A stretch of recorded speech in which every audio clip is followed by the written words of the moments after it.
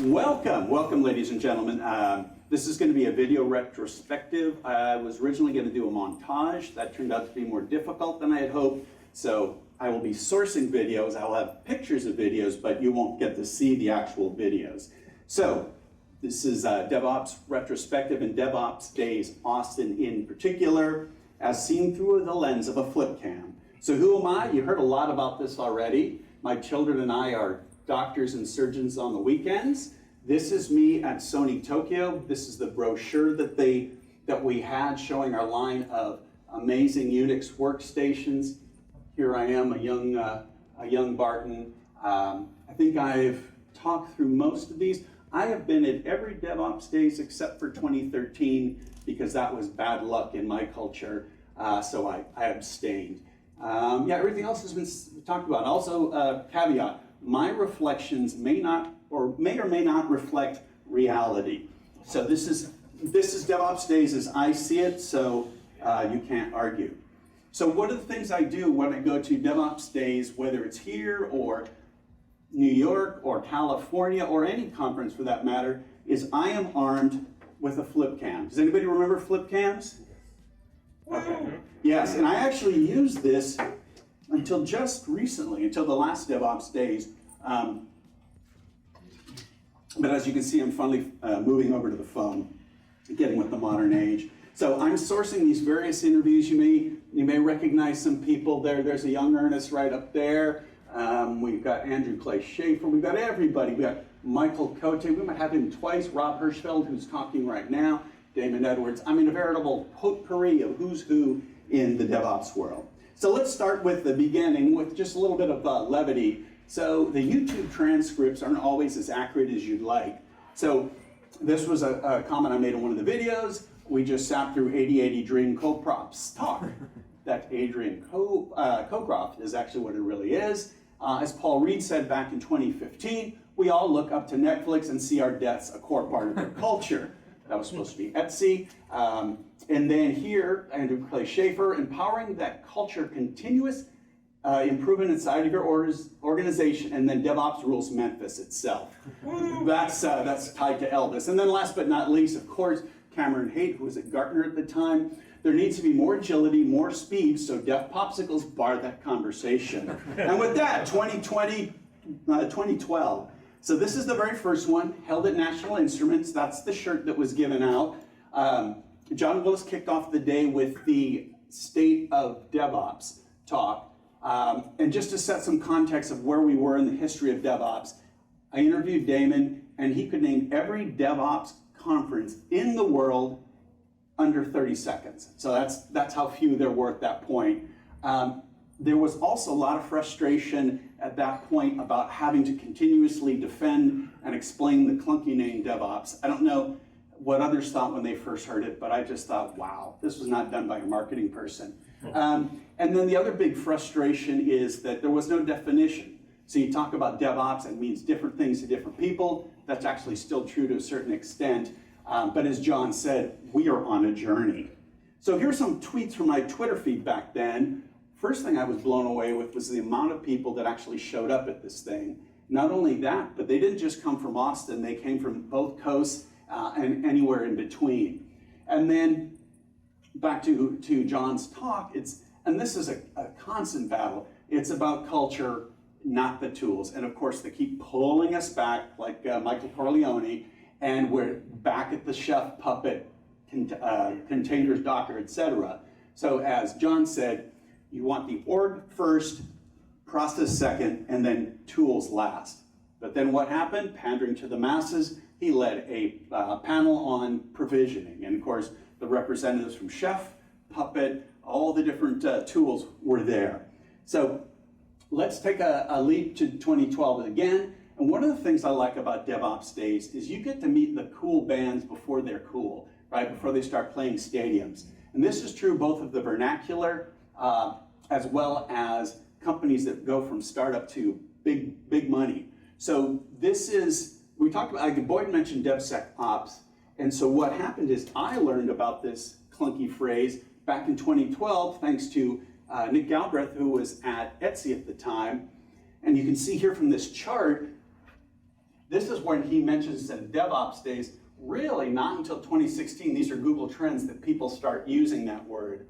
The other thing that you notice here is the size of the company. Back then, he was referring to it as a startup, and he was also talking about the amazing amount of transaction volume they did, about 500 million. Today, last year they did 13.5 billion, so they've grown a bit. And speaking of growing a bit, here are two startups that I've talked to, both co-founders of different companies. Christian was talking about how they had just been in the public spotlight for 2 months, and then Alexei, Datadog, they had just come out of private beta. So why is Alexei smiling? He's worth 38 billion, or at least his company is, and that's after the recent slide right now. 2 weeks ago, they were worth 45 billion. Whatever it is, it's more money than I have in the bank. Okay, so let's go to 2014. As I said, I skipped 2013. It was a bad luck. We're still at the Marquesa. It's the second year, I should say. We finally aligned on Cinco de Mayo as the day that we would have it. We had a mariachi band, and then we're all treated to the wit and wisdom of Andrew Clay Shafer. So he did the talk about DevOps as owl drawing, as far as the greater theme about summaries and how summaries were replaced by mongrels, and summaries did flower arrangements and mongrels didn't, and then operations and dev got together, and he had a great clip from 7 Samurai. So, and then here are 3 of his phrases that I really liked. One is, I guess it's William Gibson that he's sort of paraphrasing, but DevOps is now, but it's not evenly distributed, which I think is something that we continually say, because it's growing, but it's still not here for everyone. You get the DevOps you deserve, sort of the fool in his money, the idea that if you think you can buy some DevOps, you're gonna try and buy some DevOps, and you're gonna end up puppet and chef, and that's not gonna take you far. And then another one that he paraphrased, which is, you don't want to do DevOps, you want to be in the state where DevOps is inevitable. So a cone from Andrew Clay Shafer, one hand clapping. Okay, so 2015, we get to Guns, Germs, and Steel, or Bachagaloop, John Willis called it microservices. And this is another one that's sort of ahead of the curve. He was at a small company called Socket Plane, which got acquired by Docker, but 2 years before that, he was a huge evangelist of it. Once again, ahead of his time, and at this point, he was still having to explain what microservices are. He called them a new methodology of bounded context services, which didn't mean much to me. And then he felt that, you know what? I think that Docker is going to be the container that wins out. So if you remember, Rocket was there, and actually the next month after this, the OCI Open Container Initiative was formed to try and integrate those two, and as we know, Docker won out. And so he was taking the idea of Guns, Germs, and Steel, boring book, I tried to read it, but the idea of the haves and have-nots, those who had the technology, those who had the guns, versus those who didn't, and he's saying that if you have microservices, data gravity, and containers, you will be the next gun holders or something.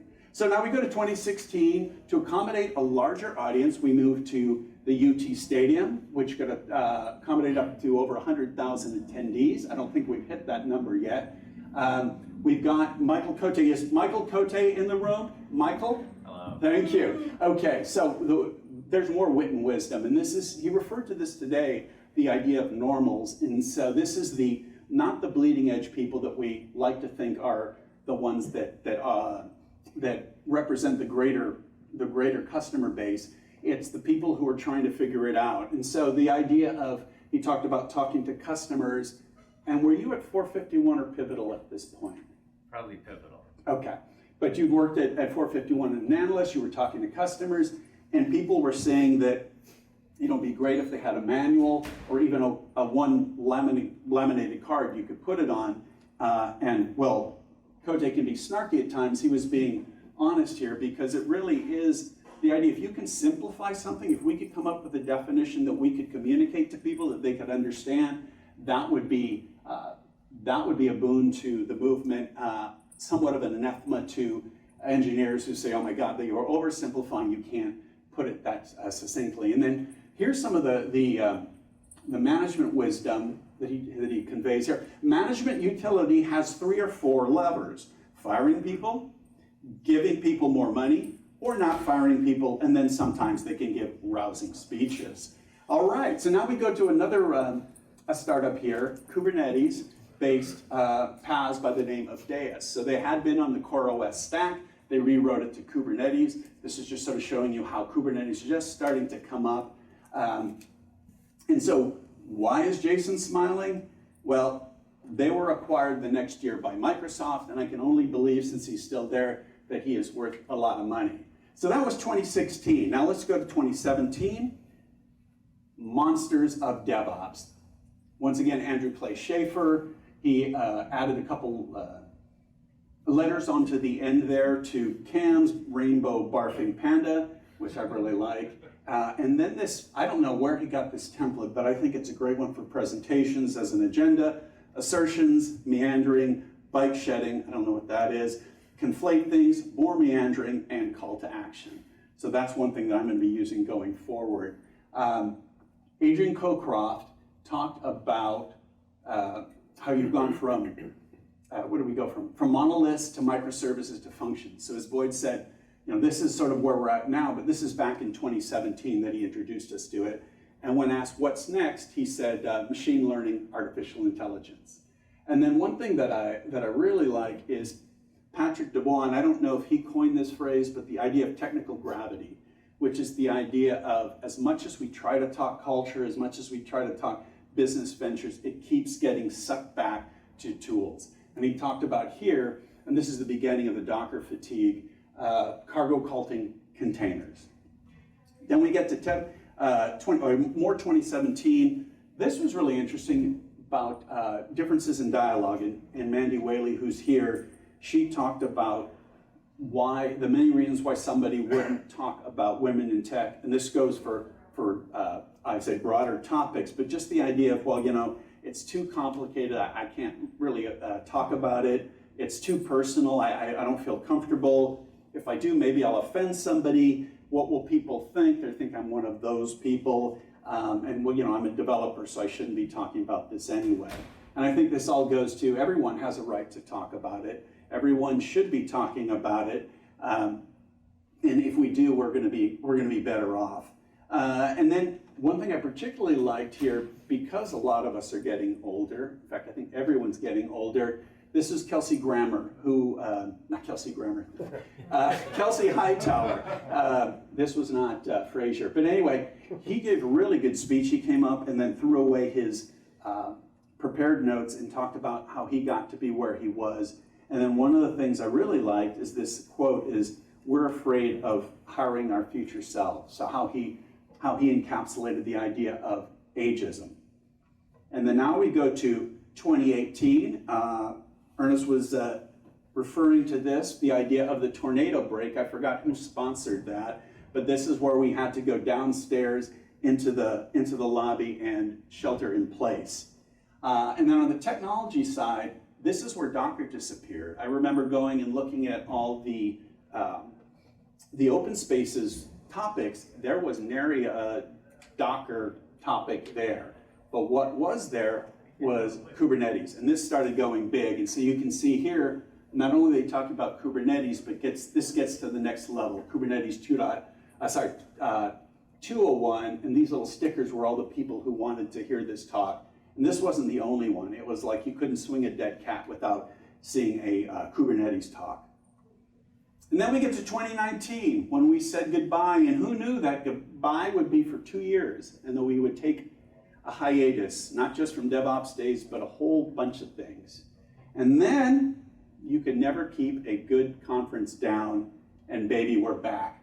2022, here we go, DevOps days. We're here, we're alive, and we are the DevOps days Austin. So there you go, a retrospective. Thank you so much.